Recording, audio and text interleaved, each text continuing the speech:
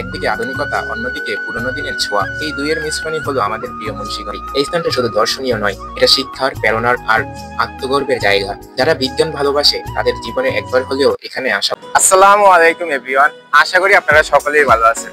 আপনারা হয়তো সকলেই কম বেশি জানেন, আমি কিন্তু ছোটবেলা থেকেই মুন্সিগঞ্জে বড় হয়েছি।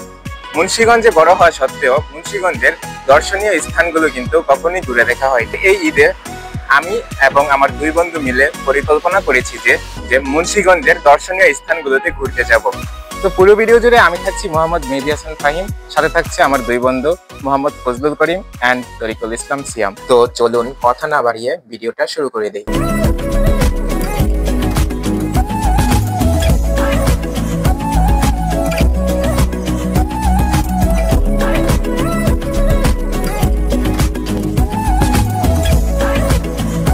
আমরা খুব সকাল সকালই রওনা দিয়ে দিয়েছিলাম মুন্সিগঞ্জের উদ্দেশ্যে। জামালদি বাস স্ট্যান্ড থেকে ব্যাটারি চালিত অটোরিকশায় করে আমরা চলে যাই হোসেন্দি। হোসেন্দি থেকে নৌকা দিয়ে সরাসরি চলে যাওয়া যায় মুন্সিগঞ্জ লঞ্চ ঘাটে। নদীর মাঝে দাঁড়িয়ে থাকা সেই দৃশ্যটা যেন সিনেমার মতো। পানি কেটে চলা নৌকার শব্দ আর চারপাশে ধূসর মেঘে ঢাকা আকাশ, মনটাই ভালো হয়ে যায়। পাখির ডাক, ঠান্ডা হাওয়া আর পানির গন্ধ, প্রকৃতি যেন আপন করে নেয় আমাকে। নদীর পাশে বসে থাকতে থাকতে একসময় বুঝে ফেললাম, শহরের কোলাহল থেকে দূরে প্রকৃতির কোলে ফিরে যাওয়াটাই আসল শান্তি। ধীরে ধীরে নৌকাটা তীরে ফিরছে, পিছনে ফিরে আসছি নদীর বুকে কাটা সেই মায়াবী পথটা। জীবনের মতোই কিছু মুহূর্ত আমাদের ছুঁয়ে যায়, তারপর আবার এগিয়ে যেতে হয় নতুন কোনো গন্তব্যের দিকে। নৌকা থেকে নামার সময় বুকের ভেতর কেমন যেন একটা হালকা কষ্ট হচ্ছিল। এই নদী, এই বাতাস, এই শান্ত দুপুর, সবকিছু এত আপন লাগছিল।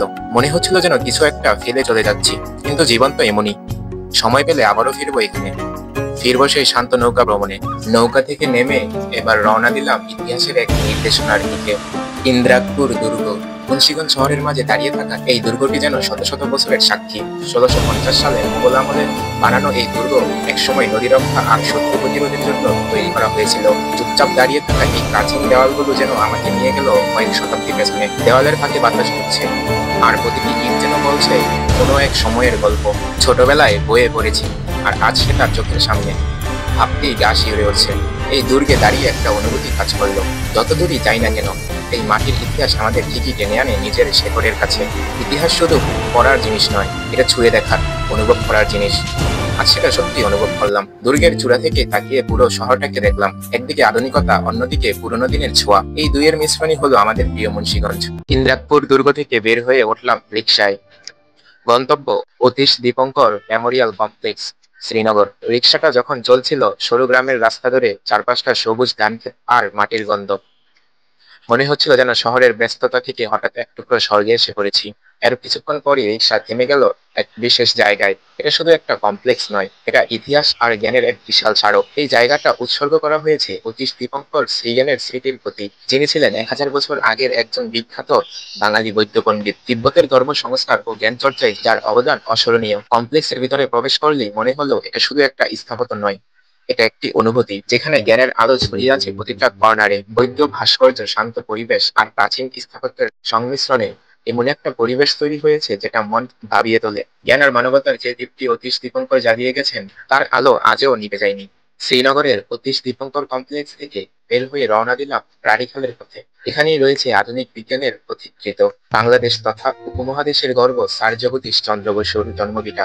রাস্তা ধরে যেতে যেতে ভাবছিলাম, এই মাটিরই কোনো একটা ঘরে একদিন জন্ম নিয়েছিল সেই মহান বিজ্ঞানী, যিনি প্রমাণ করেছিল গাছেরও প্রাণ আছে, আর যার গবেষণা আজও বিশ্বরে সম্মানের সাথে স্মরণ করা হয়। জন্মভিটায় পা দিতেই এক অদ্ভুত রকমের গর্ব কাজ করলো। এই জায়গাটা দাঁড়িয়েই কখনো হয়তো ছোট জগদীশ চন্দ্র আকাশের দিকে তাকিয়ে ভবিষ্যতের স্বপ্ন দেখছিলেন। চারপাশে সবুজে ঘেরা একেবারে শান্ত নির্জন পরিবেশ, ঠিক যেন গবেষণার জন্য আদর্শ একটা আশ্রয়। বাড়িটির পুরনো কাঠামো, ঐতিহাসিক তথ্য ফলক আর সংগ্রহশালার জিনিসপত্র দেখে একটু থেমে গেলাম, একটু গভীরভাবে অনুভব করলাম। এই মানুষটাই একসময় ইউরোপের বিজ্ঞানীর চোখে চোখ রেখে বলেছিলেন, আমরা ভারতীয়রাও বিজ্ঞান জানি, গবেষণা করতে পারি। এই স্থানটা শুধু দর্শনীয় নয়, এটা শিক্ষার, প্রেরণার আর আত্মগর্বের জায়গা। যারা বিজ্ঞান ভালোবাসে তাদের জীবনে একবার হলেও এখানে আসা উচিত। দিনের আলো কমতে কমতে এখন নেমে এসেছে সন্ধ্যা। আমরা ফিরছি চরকিশোরগঞ্জ হয়ে। পেছনে রয়ে গেল অনেক গল্প, ইতিহাস, প্রকৃতি আর ভালো লাগা। এই একদিনে আমরা কেবল জায়গাগুলো ঘুরে দেখিনি, অনুভব করেছি, জেনেছি, গর্ব করেছি।